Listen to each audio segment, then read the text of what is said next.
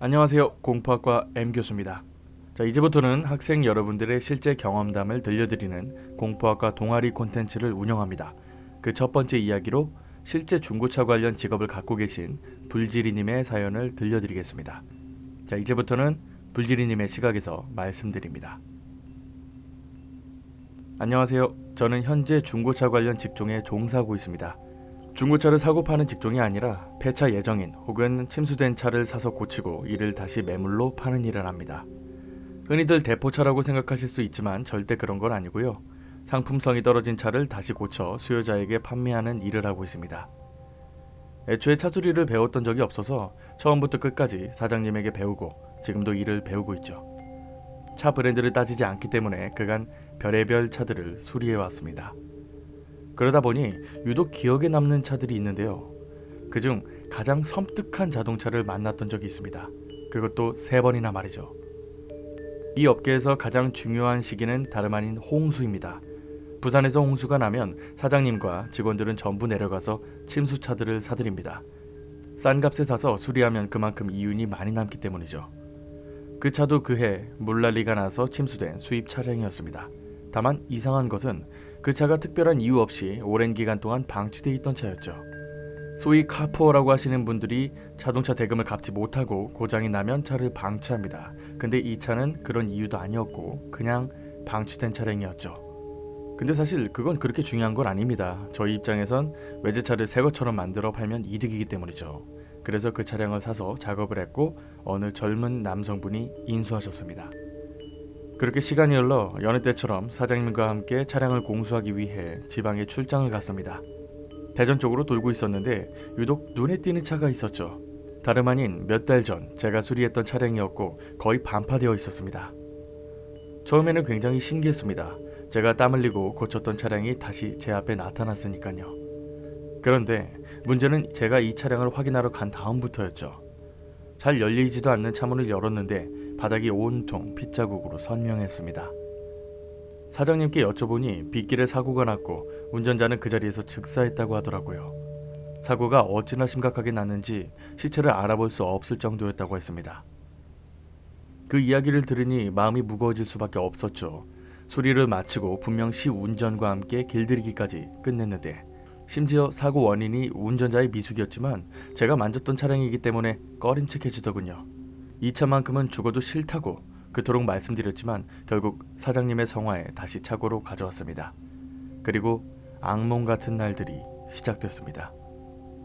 지방 출장을 갔다 와 노곤한 몸으로 잠을 청했는데 꿈에 처음 보는 이상한 여자가 나타나서는 저를 보고 미친 것처럼 웃더라고요.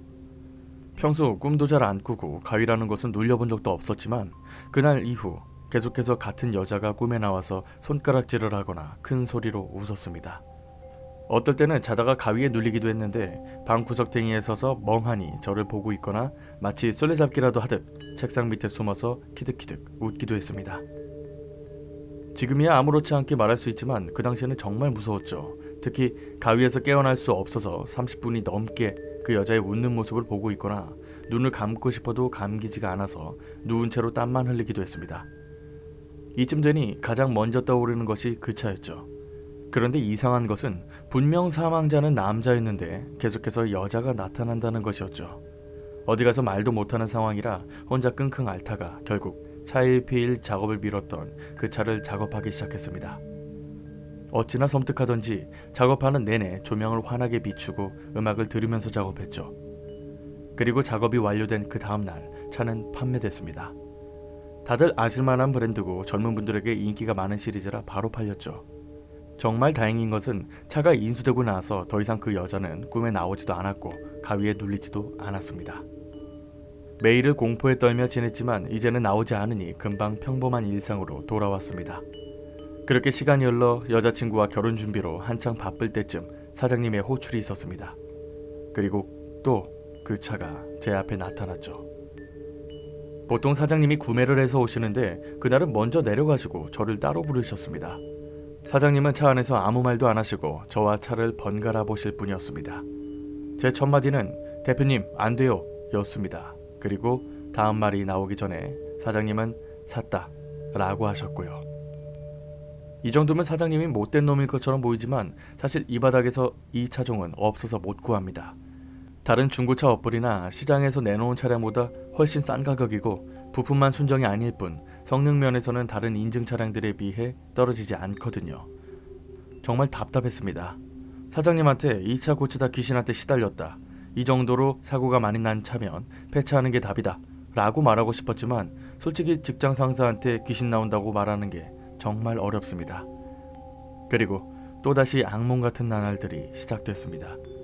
이제는 그 여자가 멀찍이 서 있는 것이 아니라 침대 앞까지 와 있거나 가위에 눌려 눈을 뜨자마자 허연 얼굴을 들이미는 등 영화에서나 봤던 일들이 현실에서 벌어졌죠. 근데 그거 아시나요? 계속해서 가위에 눌리거나 시달리면 무서움이 점점 빡침으로 바뀝니다.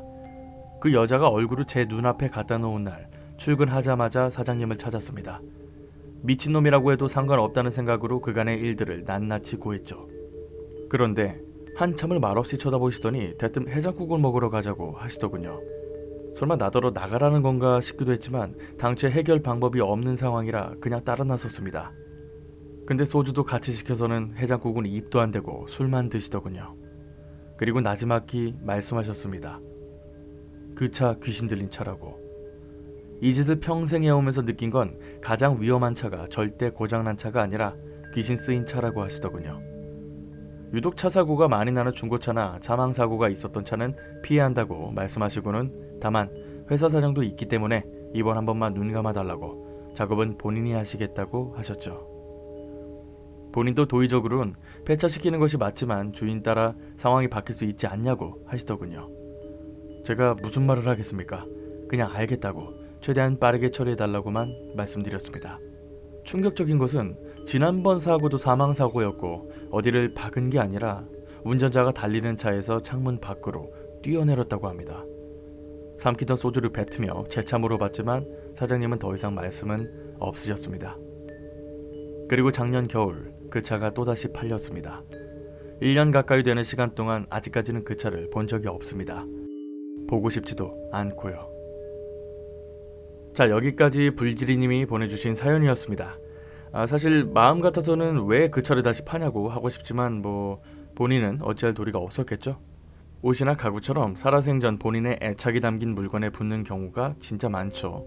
그 때문에 사람이 죽으면 그 사람의 물건을 태우기도 하고요. 자동차는 그 어떤 물건보다도 사람의 소유 욕심이 많은 물건입니다. 때문에 자동차에도 귀신이 들릴 수 있겠죠. 근데 그럼 이 차 아직도 돌아다닌다는 거겠죠? 작년 겨울에 팔렸으니까 B사 차량이고요. O입니다. 혹시나 싶어서 남겨놓습니다. 자, 여러분들 좋아요와 입학 부탁드립니다. 여러분의 사연은 아래 메일로 보내주시면 선정해서 영상으로 만들겠습니다. 갑니다.